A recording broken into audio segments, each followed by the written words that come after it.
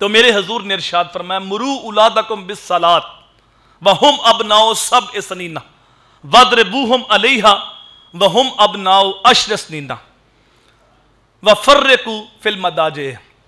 جب بچہ 7 سال کا ہو تو اس کو نماز کی تلقین کرو، 10 سال کا ہو جائے پھر بھی نماز نہیں پڑھتا تو پھر سختی سے مار کے نماز پڑھاؤ، اور 10 سال کے بعد ان کے بستر الگ الگ کر دو۔ چونکہ اب بلوغت کا وقت قریب ہے تو کسی ممکنہ خرابی سے بچنے کے لیے بہتر ہے کہ ان کے بستر الگ الگ کر دیے جائیں۔ اگر ہم نے اس حدیث پہ عمل کیا ہوتا تو آج ہماری مسجد نمازیوں سے بری ہوتی۔ اگر آپ کی توجہ ہو تو آج سکول آباد ہیں، آج کالج آباد ہیں اور مسجدیں بے آباد ہیں۔ اس کی کیا وجہ ہے؟ وہ ذمہ داری لی ہے ماں باپ نے۔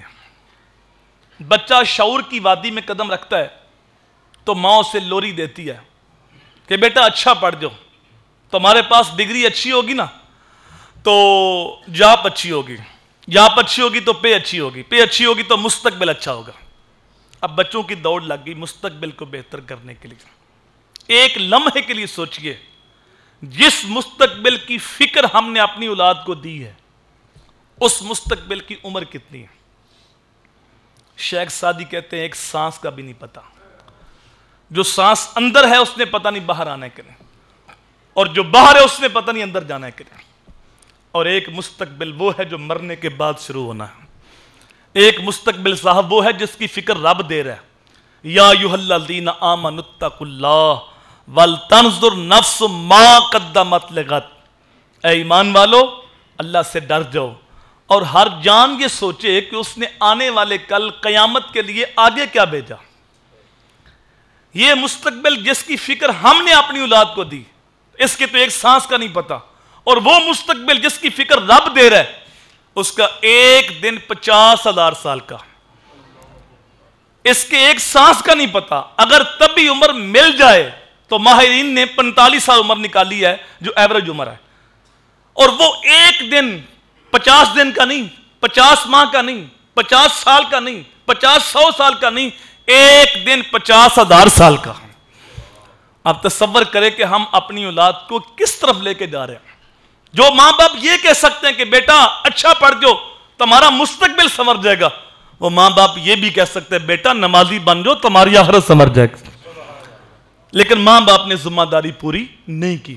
جب ماں باپ ذمہ داری پوری نہیں کرتے تو پھر ساری زندگی اولاد کے دل میں فرض کی محبت پیدا نہیں ہوتی۔ آپ دیکھ لیں معاشرے کے اندر سب سے اہم چیز کیا ہے؟ فرائض۔ لیکن فرائض کی کتنی اہمیت ہے ہمارے دل میں؟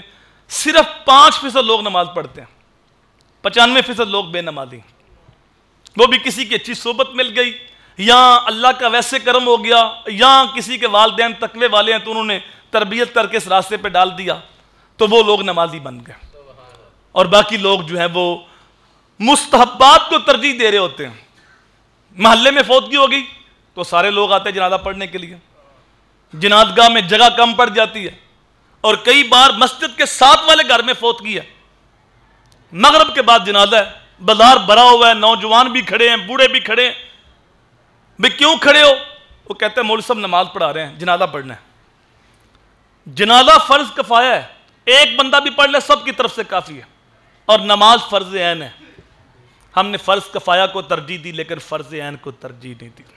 وقت بھی ہے، وضو بھی ہے، لیکن باہر کھڑے ہو کے انتظار کر رہے اور رب کی بارگاہ میں سجدہ نہیں کر رہے، اس لیے کہ ہمارے دل میں فرض کی محبت پیدا نہیں ہوئی۔ ہم محفل نعت پہ گئے، عشاء کے بعد محفل شروع ہونی تھی تو ہم نے کہا چلو عشاء کی نماز ہو جائے بعد میں جائیں گے۔ ساری رات ہم نے 2 بجے تک نعتیں سنی، نوٹ پھینک کے نعرے مارے اور آ گئے، اور صبح فجر کے بعد پکے نمازی بھی غائب تھے۔ نہ عشاء پڑھی نہ فجر پڑھی، اور درمیان میں ہم نے مستحب کو وقت دیا۔ اور میرے حضور فرماتے جس نے عشاء کی نماز جماعت کے ساتھ پڑھی اس نے آدھی رات قیام کیا، اور جس نے ساتھ فجر بھی جماعت کے ساتھ پڑھی اس نے پوری رات قیام کیا۔ 2 نمازیں جماعت کے ساتھ پڑھ لو، پوری رات آرام سے سوئے رہو، پوری رات عبادت کا ثواب ہوتا ہے۔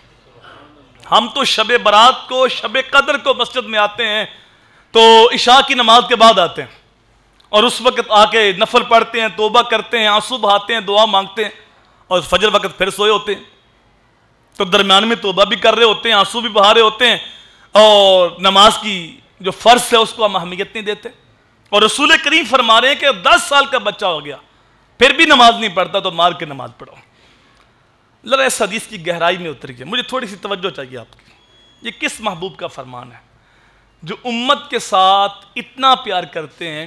فرماتے ہیں لو تدخلوا شوکتن فی رجل احدکم لوجدت علمھا، اے امتی اگر تیرے پاؤں میں کانٹا بھی چبھ جائے اس کی تکلیف مجھے ہوتی ہے۔ جو اپنی امت کے پاؤں میں کانٹا چبھنا بھی گوارا نہیں کرتے، وہ فرماتے ہیں 10 سال کا بچہ ہو گیا پھر بھی نماز نہیں پڑھتا، مار کے نماز پڑھو۔ حالانکہ ابھی نماز فرض نہیں ہوئی، اتنی سختی کیوں؟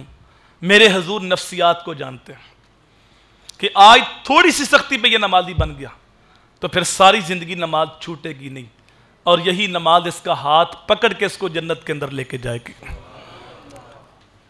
اور اگر یہ نمازی نہ بنا تو امتی تو حضور کا ہے، تو حضور نہیں چاہتے کہ میرا امتی جہنم کے اندر جائے۔ قرآن گواہ ہے، جنتی جہنمیوں سے پوچھیں گے تمہیں جہنم میں کون سی چیز لے گئی؟ قالوا لم نک من المصلین، کہیں گے ہم نماز نہیں پڑھتے تھے، ہم جہنم میں اس لیے جل رہے ہیں کہ ہم نماز نہیں پڑھتے تھے۔ حضور نہیں چاہتے کہ میرا امتی جہنم کے اندر جائے۔ وہ ایک خاتون آئی نا عالم دین کے پاس، کہا میرا بیٹا صبح کی نماز کے لیے اٹھتا نہیں، تو عالم دین نے کہا میری بہن جس کمرے میں تیرا بیٹا سویا ہے اگر اس کمرے میں آگ لگی تو کیا کرو گی؟ کہا پھر بیٹے کو بچاؤں گی، چاہے کھینچ کے بعد لاؤں، پانی چھڑکوں، سختی سے اٹھاؤں، آگ سے تو بچانا ہے۔ تو عالم دین رو پڑے، کہا میری بہن اس آگ سے بچانے کے لیے اتنی کوشش کرتی ہو تو جہنم کی آگ تو اس آگ سے 70 گنا تیز ہے۔ رب کا قرآن بولتا ہے یا ایھا الذین آمنوا قوا انفسکم واہلیکم نارا، اے ایمان والو اپنے آپ کو اور اپنے گھر والوں کو جہنم کی آگ سے بچا لو۔